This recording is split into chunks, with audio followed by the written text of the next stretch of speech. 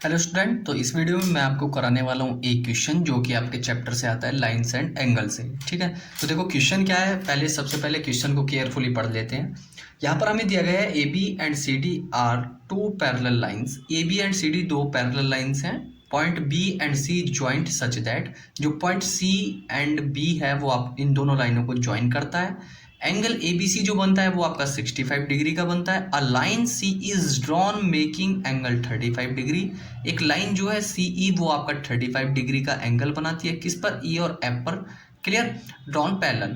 तो अब देखो आपको बताना है कि एंगल जो होगा आपका, इसमें क्वेश्चन में आपको बताना है कि ये वाला एंगल कितना होगा। एंगल सी ई एफ की अगर मैं बात करूं, एंगल सी ई एफ बताना है आपको। ठीक है, तो एंगल सी ई एफ आपका कितना हो जाता है, ये आपको यहाँ पर क्वेश्चन में सॉल्व करके बताना है। ठीक है, देखो सॉल्व करने का तरीका क्या है। आप सभी जानते हो कि जो आपके स्ट्रेट लाइन पर बने हुए एंगल होते हैं वे आपके, उनका सबका सम 180 डिग्री होता है। ठीक है, कितना सम होता है, 180 डिग्री। अब इस क्वेश्चन को सॉल्व करने का तरीका ही आपका वही बचता है कि जो आपकी लाइन होती है, लाइन पर बने हुए एंगल सबका सम कितना होता है, 180 डिग्री होता है। तो देखो सॉल्व करते हैं, किस तरीके से सॉल्व करना है मैं आपको बताता हूँ। ठीक है, देखो यहाँ पर जो एंगल यहाँ पर हमें गिवन है, एंगल ए बी सी आपको कितना गिवन है, 65 डिग्री।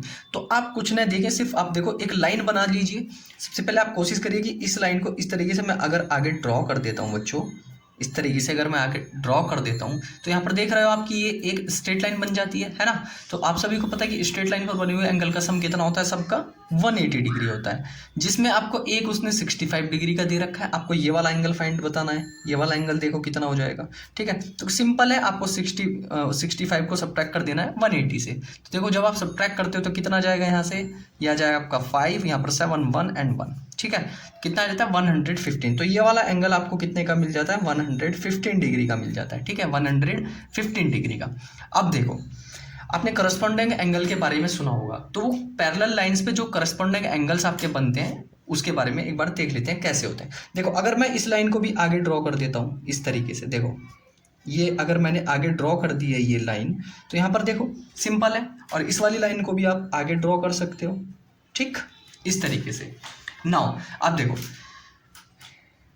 ये 65 डिग्री है, ये आपका कितना हो जाएगा, यहाँ पर 65 डिग्री का हो जाएगा। क्लियर, ये भी 65 हो जाएगा, ये 115 है तो ये यहाँ पर कितना हो जाएगा, एक दूसरे करस्पॉन्ड हो जाते हैं 115 एंड दिस इज ऑल्सो भी 115 एंड दिस इज कंप्लीट 65। देखो देख रहे हो ना आप, ध्यान से देखें एक बार, ये 115 रहता है क्योंकि ये टोटल सम 180 डिग्री का होता है। 180 में से आपको 65 सब्ट्रैक्ट करना है, तो यहाँ पर ये आपका एंगल यहाँ पर मिल जाता है। कितने का मिलता है आपको, ये मिलता है आपको 115 डिग्री का। कैसे, जब आप 180 में से 65 को सब्ट्रैक्ट करोगे तो यहाँ पर आपको एंगल मिल जाता है। क्लियर, और आपके एक करस्पॉन्डिंग एंगल हो जाते हैं 65, 65, 115 and 115। Clear, as it is आपका यहाँ पर ये 115 एंड ये टोटल सम हो जाता है 65। अब देखो ये टोटल सम तो 65 है ना, यहाँ पर ये 35 का है। तो देखो 65 में से आप 35 सब्ट्रैक्ट कर दोगे तो आपको ये वाला एंगल यहाँ से मिल जाता है ना। इस एंगल की अगर हम बात करें तो ये कितना आ जाएगा आपका, ये आ जाएगा 30 डिग्री का। तो ये एंगल आपका कितना हो जाता है, 30 डिग्री। ठीक है, अब देखो मेन जो हमें निकालना है वो निकालना है angle c e f. Angle c e f की हमें यहाँ पर बात करनी है। तो किस तरीके से आप निकाल सकते हो, देखो बच्चों अगर आप इसे ध्यान से देख रहे होंगे तो ये वाली जो लाइन की अगर हम बात करें, किसकी, बी एंड सी की, तो इसमें ये भी तो एक स्ट्रेट लाइन है ना, इस तरीके से स्ट्रेट लाइन है। तो एक एंगल आपको कितना गिवन है, 65 का। आपको ये वाला एंगल कैसे पता चलेगा, देखो 180 होता है ना, तो 180 में से जब आप 65 को सब्ट्रैक्ट करोगे तो ये एंगल कितना बच जाता है, ये 115 का बच जाता है ना। यहाँ पर जगह नहीं है, थोड़ा सा मैं यहाँ पर लिख देता हूँ। देखो इस तरीके से एरो बना करके यहाँ से अगर इस एंगल की बात करें, इस वाले एंगल की, तो कितना बचता है, 115 डिग्री का। कैसे बचता है, देखो ये एक स्ट्रेट लाइन है, आप इसे ध्यान से देखो, इस तरीके से बी सी को लाइन से ध्यान से देखो। तो ये जो यहाँ पर एंगल बच रहा है आपका, अगर मैं इस एंगल की बात करूं तो ये एंगल आपका 65 डिग्री का है ना। और ये टोटल कितना होता है, 180 डिग्री होता है। और 180 माइनस 65 करोगे तो आपका 115 आ जाएगा। क्लियर, तो कितना हो गया। अब ये ट्राइंगल, ये जो ट्राइंगल बना आपका सी, और इसको आप कोई नाम दे लीजिए, ओ दे दीजिए, सी ओ ई। अगर हम ट्राइंगल सी ओ ई की अगर हम बात करें तो बच्चों जो भी आपका ट्राइंगल होता है, कोई सा भी आप ट्राइंगल बना लीजिए, उसके टोटल तीनों एंगल का सम कितना होता है, सम ऑफ ऑल एंगल्स कितना होता है, सम ऑफ ऑल एंगल्स जो होता है आपका वो होता है 180 डिग्री का। कितना होता है, 180 डिग्री। क्लियर, सभी को पता होगा इतना कि sum of all angles of a triangle is 180 degree. Now अब बात करते हैं, देखो आगे। तो एक तो आपका 35 का है बच्चों, एक 115 का है, तो आप इजीली निकाल सकते हो ना इस वाले को। कैसे? देखो एक तो आया आपका 115 डिग्री का, और दूसरा आपको कितना मिला? दूसरा मिला आपका यहाँ पर ये 35 डिग्री। ये ट्रायंगल बनना है ना, इसे आप ध्यान से देख सकते हैं एक बार। ये वाला ट्रायंगल, इस ट्रायंगल की बात कर रहा हूँ मैं बच्चों। इस ट्रायंगल की अगर मैं बात करूँ तो देखो एक 35 है, एक आपका 115 आया है, तो तीसरा आप आराम से निकाल लोगे। तो ये कितना हो जाएगा? 65। ऐड कर दीजिए 0, एंड दिस इज कितना बचा? देखो 65 और 115 को आपको ऐड करना है, कितना आ जाएगा यहाँ से?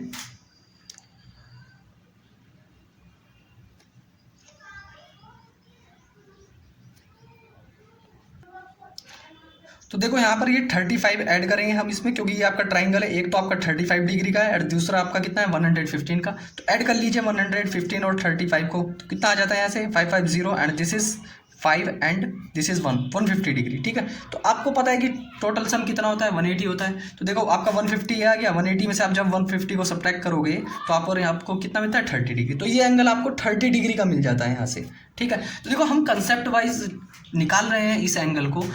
कैसे निकाल रहे हैं आप देख सकते हैं, स्ट्रेट लाइन के एंगल्स की हेल्प से ही हम निकाल रहे हैं। इक्वल एंड अपोजिट एंगल आपको पता है कि देखो ये 115 का, तो ये 115 का होगा, क्योंकि देखो आपको पता है कि जैसे सपोज दैट आप इस तरीके से इंटरसेक्ट कर दीजिए दो लाइनों को, ये इंटरसेक्ट करा, तो ये जो एंगल होगा आपका ये इसके इक्वल होगा, and this angle is equal to this angle. ठीक है, तो ये इक्वल एंड अपोजिट एंगल का आपका कंसेप्ट यहाँ है, ये बहुत हेल्पफुल होता है एंगल्स निकालने के लिए। ठीक है, करस्पॉन्डेंस एंगल का भी यहाँ पर यूज करते हैं हम। जैसे जैसे दो पैरेलल लाइन होती है इस तरीके से आपको कट कर देता है, तो ये एंगल और ये एंगल आपका इक्वल हो जाते हैं। ठीक है, and this angle equal to this angle. तो इस तरीके से आप हेल्प करके इन कंसेप्ट का हेल्प लेकर के आप क्वेश्चन को सॉल्व करते हैं। ठीक है, तो यहाँ पर ये कितना एंगल आ जाता है आपका? 150। ये टोटल कितना आता है? ये 30 आ जाता है। ठीक है, क्योंकि देखो तीनों एंगल का सम कितना होता है? 180 डिग्री होता है। अब फिर से एक बार मैं थोड़ा जूम करके आपको दिखा देता हूँ किस तरीके से मैंने यहाँ पर सॉल्व करा है ये।